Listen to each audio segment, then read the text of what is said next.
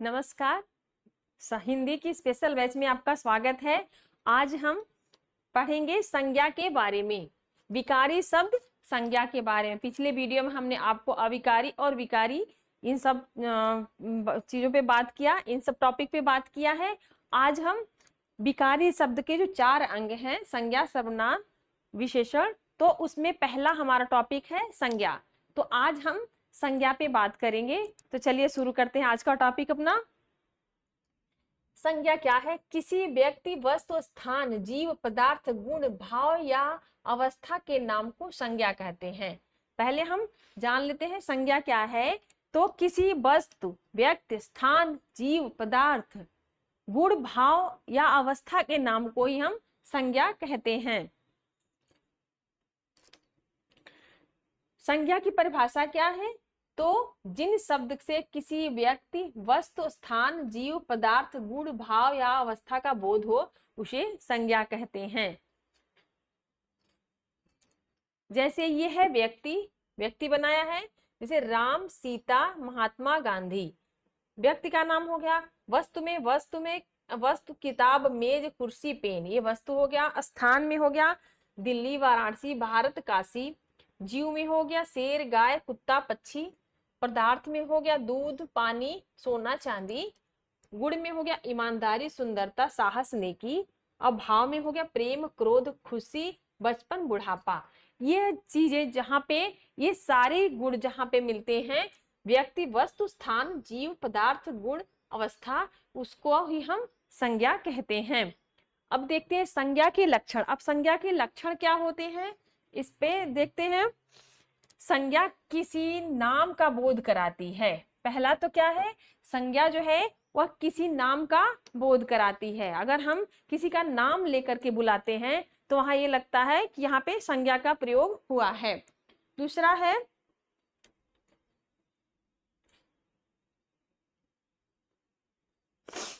है वह व्यक्ति, वस्तु, स्थान, जीव, पदार्थ, गुण, भाव या अवस्था में से किसी एक का बोध कराती है।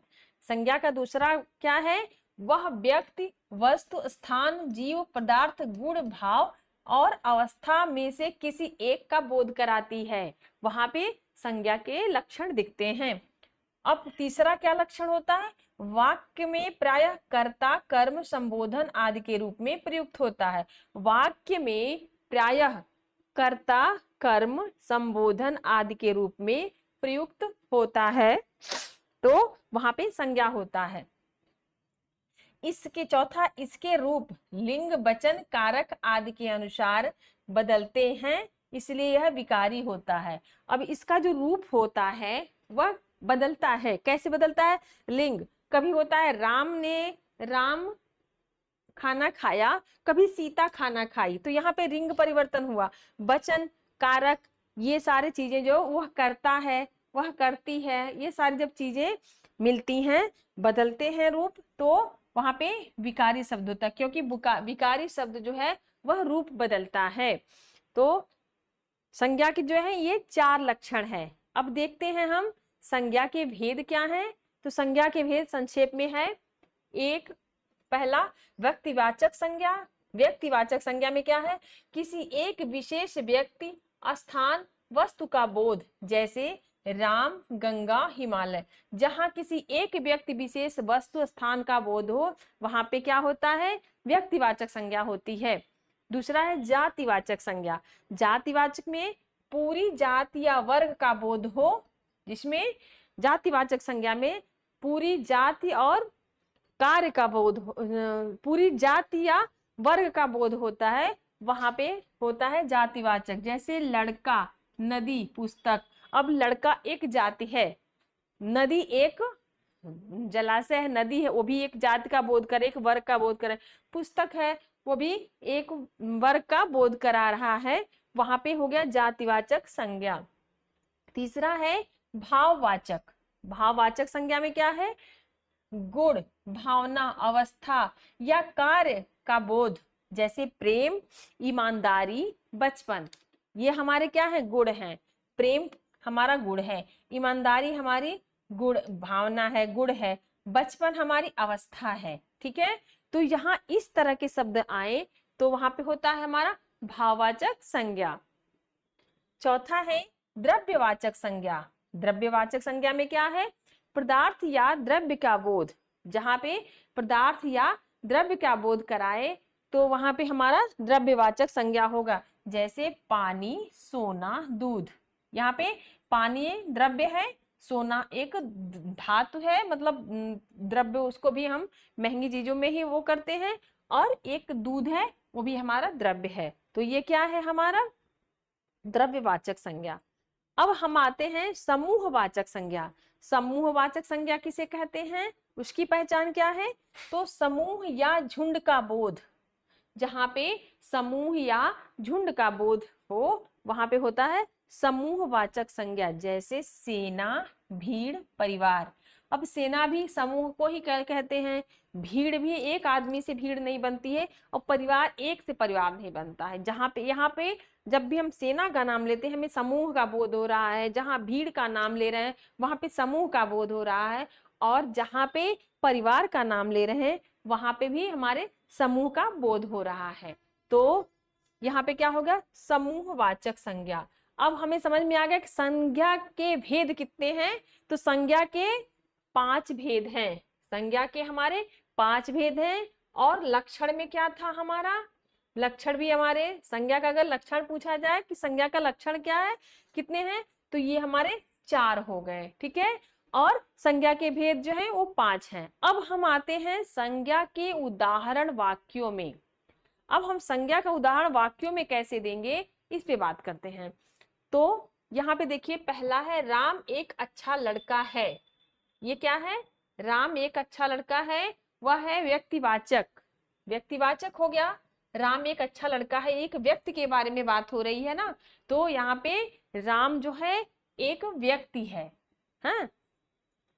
अब यहाँ पे है नदी जीवन का आधार है। नदी एक जाति का बोध कर, नदी जाति का बोध करा रही है, तो यहाँ पे नदी जो है जातिवाचक है। यहाँ पे जातिवाचक है। ईमानदारी सबसे बड़ा गुण है। तो ईमानदारी भाव है एक, जो सबके हृदय में होती है, तो उस भाव को हम क्या बोलेंगे? भाववाचक संज्ञा। ठीक है। अब आ गया हमारा चौथा, पानी के बिना जीवन संभव नहीं है। पानी के बिना जीवन संभव नहीं है। तो पानी क्या है? यहाँ पे द्रव्य है। यहाँ पे द्रव्यवाचक हो गया। पानी हमारा द्रव्य का बोध करा रहा है, तो द्रव्यवाचक संज्ञा हो गई यहाँ पे। अब यहाँ पे देखिए 5वां है सेना ने देश की रक्षा की। सेना ने देश की रक्षा की। तो सेना किस चीज का क्या दर्शा रहा है? तो सेना जो है समूह का वाचक, समूहवाचक हो गया। समूह को दर्शा रहा है, क्योंकि सेना अकेले से नहीं होती, एक आदमी सेना नहीं हो सकता। जहां पे हमारा समूह होता है वहां पे सेना होती है। छठा है दिल्ली भारत की राजधानी है। तो दिल्ली भारत की राजधानी में भी जातिवाचक, यहाँ पे जातिवाचक का है, क्योंकि दिल्ली जो है वो हमारे जगह पे दिया गया है। यहाँ पे किताबें हमारी सच्ची मित्र होती हैं। किताबें सच्ची मित्र होती हैं। तो किताब भी एक जाति का बोध करा रहा है, तो किताबें भी हमारी सच्ची मित्र होती हैं। किताब जात का बोध करा रहा है। बचपन की यादें कभी नहीं भूलती। तो बचपन की यादों में क्या है? यहाँ पे भाव का बोध हो रहा है। बचपन भाव का बोध हो रहा है, तो यहाँ पे भाववाचक संज्ञा होगा। सोना कीमती धातु है। तो सोना कीमती धातु में सोना द्रव्य से जोड़ा गया है, तो यहाँ पे द्रव्यवाचक संज्ञा हो गई। 10वां है भीड़ ने मिलकर समस्या का समाधान किया। अब भीड़ जो है वह समूह का बोध करा रहा है, तो यहाँ पे समूहवाचक संज्ञा होगा।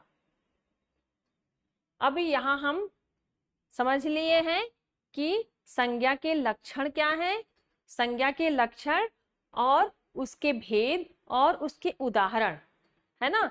अब यहाँ पे क्या महत्वपूर्ण बातों में देखिए, संज्ञा वाक्य की आत्मा है। पहले तो हम जान लें कि संज्ञा जो है हमारे वाक्य की, जो भी हम वाक्य बोलते हैं उसकी आत्मा होती है। दूसरा है आमतौर पर संज्ञा का पहला अक्षर बड़ा लिखा जाता है। संज्ञा का जो पहला अक्षर होता है, अगर हम किसी का नाम लिखते हैं, चाहे किसी जगह का नाम लिखते हैं तो थोड़ा बड़ा लिखते हैं, तो संज्ञा का आमतौर पर संज्ञा का पहला अक्षर बड़ा लिखा जाता है। तीसरा है संज्ञा के आगे आमतौर पर एक वह कोई आदि लग सकते हैं। संज्ञा के आगे आमतौर पर एक या वह यह वह कोई आदि लग सकता है। चौथा है संज्ञा के स्थान पर सर्वनाम का प्रयोग किया जा सकता है। संज्ञा के स्थान पे अगर हम किसी का नाम नहीं लेते हैं तो उसके स्थान पे वह, वे, उसको, ये सब सर्वनाम के अंतर्गत आते हैं, तो उसका प्रयोग किया जा सकता है।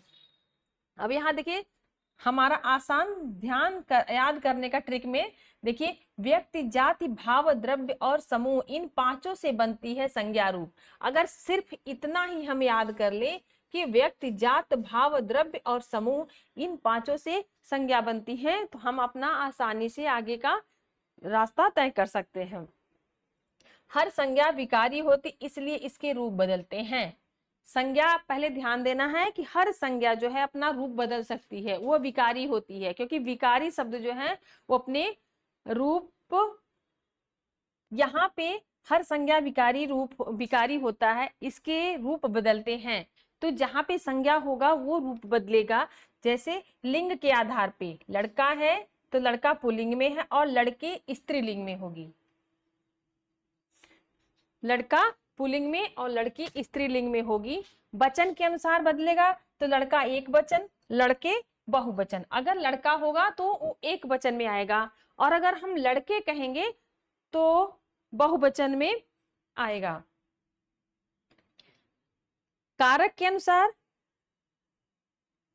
के अनुसार है तो राम ने, यहाँ पे राम ने में करता है, राम ने कहा या फिर राम ने काम किया, राम को में कर्म है।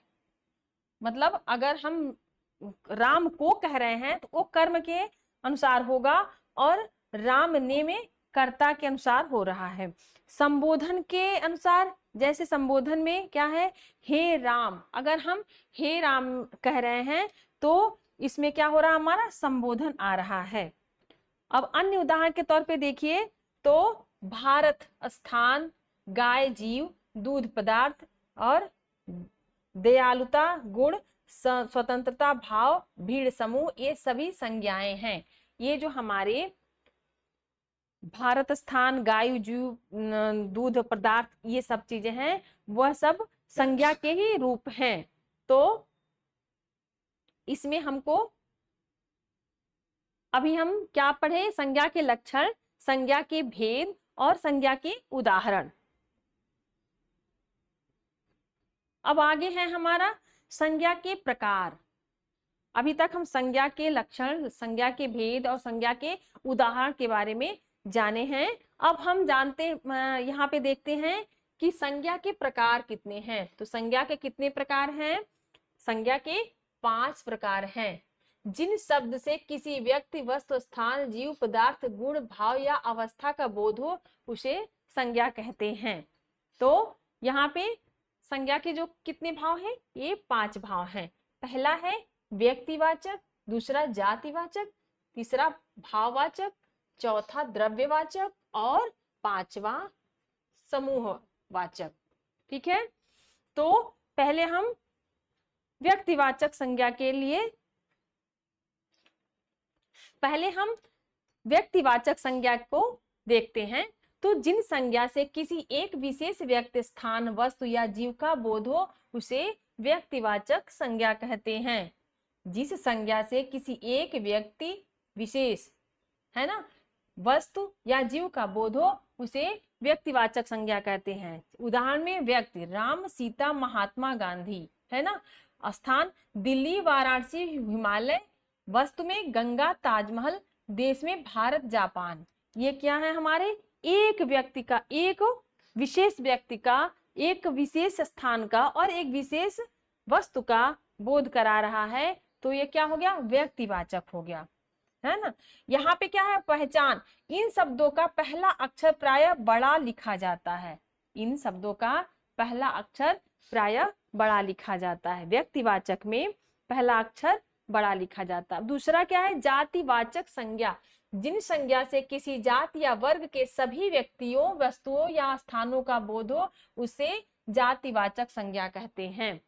जिस स्थान से किसी जाति वर्ग के सभी व्यक्तियों, वस्तुओं और स्थानों का बोध हो, तो वहां पे जातिवाचक संज्ञा कहलाता है। जैसे व्यक्ति में लड़का, लड़की, अध्यापक।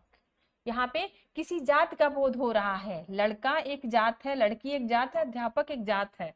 वस्तु में पुस्तक, कुर्सी, कलम, ये वस्तु है, इसमें भी जात का बोध हो रहा है। जीव में शेर, गाय, पक्षी, स्थान, नगर, नदी, पर्वत, ये हमारे किसी जात या वर्ग का बोध करा रहे हैं। तो यहाँ पे हो गया जातिवाचक संज्ञा। अब इनकी पहचान है, इन शब्दों के सामने कोई एक या सभी लगाया जा सकता है। जैसे कोई लड़का, सभी लड़की। अब यहाँ पे कोई लड़का में भी जाति का बोध हो रहा है और सभी लड़के में भी जाति का बोध हो रहा है। अब हमारा तीसरा है भाववाचक संज्ञा। भाववाचक संज्ञा में क्या है, जिस संज्ञा से किसी गुण, अवस्था, भावना या कार्य का बोध हो, उसे भाववाचक संज्ञा कहते हैं। जैसे उदाहरण के लिए गुण, अच्छाई, सुंदरता, ईमानदारी। अवस्था, बचपन, बुढ़ापा, सफलता। भावना, प्रेम, क्रोध, खुशी, दया। या कार्य, पढ़ाई, लिखाई, चलना। अब क्या हो रहा है यहाँ पे, यहाँ भाव का बोध हो रहा है। अच्छाई भी एक भाव है, सुंदरता भी एक भाव है, ईमानदारी भी एक भाव है। अवस्था में बचपन, बुढ़ापा, सफलता, ये हमारी अवस्था में होते हैं। भावना के प्रेम, क्रोध, खुशी, दया, ये हमारी भावना है। और कार्य है, जो हम कार्य करते हैं कि पढ़ाई, लिखाई, चलना, ये हमारे कार्य में आते हैं, ये हमारे भाववाचक संज्ञा के अंतर्गत आते हैं। जिन शब्द, अब पहचान जैसे है, छोटा सा अगर हम ऐसे उदाहरण में दें, इन शब्दों को देखा या छुआ नहीं जा सकता, ये मन, बुद्धि या अनुभव से महसूस किए जाते हैं। जहाँ पे भावनाएं होती है, भाव का बोध हो, तो वहां उसको सिर्फ महसूस किया जा सकता, उसे छुआ नहीं जा सकता है, तो वहां पे भाववाचक संज्ञा होगी। अब यहाँ है चौथा हमारा द्रव्यवाचक संज्ञा। द्रव्यवाचक संज्ञा में जिस संज्ञा से किसी पदार्थ या द्रव्य का बोध हो, उसे द्रव्यवाचक संज्ञा कहते हैं। जिससे किसी पदार्थ या द्रव्य का बोध हो, यहाँ पे किसी पदार्थ या द्रव्य का बोध हो, तो वहां पे द्रव्यवाचक संज्ञा कहते हैं। जैसे धातु में सोना, चांदी, लोहा, तांबा, ये धातु के अंतर्गत आ गए, ये भी द्रव्य में है। द्रव में पानी, दूध, तेल, शराब, ये द्रव के अंतर्गत आ गए। पदार्थ में नमक, चीनी, मिट्टी। गैस में हवा, ऑक्सीजन, गैस। अब ये जहां चीजें ये आए, वहां पे क्या हो गया, हमारा द्रव्यवाचक संज्ञा हो गया। अब सोना भी हमारा द्रव्य में है, चांदी भी हमारा द्रव्य में है, लोहा भी हमारा द्रव्य में है। दूध को भी हम द्रव कहते हैं, और पानी को भी द्रव कहते हैं, शराब को भी द्रव कहते हैं। चीनी भी द्रव्य में आ गया, चीनी, नमक भी द्रव्य में आ गया, और मिट्टी भी द्रव्य में ही आ गया। तो इसकी पहचान कैसे होगी, इन शब्दों का कोई निश्चित आकार नहीं होता। अब इनका कोई निश्चित आकार नहीं होता, इन्हें तौला, नापा जा सकता है, इन्हें तौल सकते हैं, नाप सकते हैं, परंतु इसका निश्चित आकार नहीं होता है। पांचवा है हमारा समूहवाचक। तो समूहवाचक में क्या है, जिस संज्ञा से व्यक्तियों या वस्तुओं के समूह का बोध हो, उसे समूहवाचक संज्ञा कहते हैं। अब यहाँ पे समूह का बोध जहां पे हो, जैसे व्यक्तियों का समूह, भीड़, सेना, टोली। अब जहां पे भीड़ होगी, सेना होगी या टोली होगी, तो टोली एक से नहीं होती है, भीड़ एक से नहीं होती है, और सेना एक से नहीं होती है। यहाँ पे व्यक्तियों का समूह का पता चल रहा है। जीवों का समूह, झुंड, समूह, दल। अब जहां ढेर सारी गायें खड़ी हों, ढेर सारी बकरियां खड़ी हों, ऐसे झुंड को हम क्या बोलेंगे, जीवों का समूह बोलेंगे। वस्तुओं का समूह में माल, सामान, फौज। ये जहां पे ढेर सारा सामान गिरा हुआ है, ढेर सारा सामान रखा हुआ है, माल रखा हुआ है, उसको हम वस्तुओं का समूह बोलेंगे। संस्थाओं का समूह में समिति, संसद, विद्यालय। अब ये संस्था होती, जैसे जहाँ संस्थाएं होती वहां भी समूह भी होता है, और संसद भी एक से नहीं चलता है, वहां पे ढेर सारे लोगों का होना अनिवार्य होता है। विद्यालय भी एक इंसान से नहीं चलता है, वहां पे ढेर सारी बच्चे, टीचर्स, उनका होना अनिवार्य होता है। तो यहाँ पे क्या है हमारा समूह वाचक संज्ञा, जहाँ पे समूह का बोध हो वहां पे होगा हमारा समूह वाचक संज्ञा। अब यहाँ छोटे छोटे ट्रिक में जो है इसको कैसे पहचाने, इसको हम देखते हैं।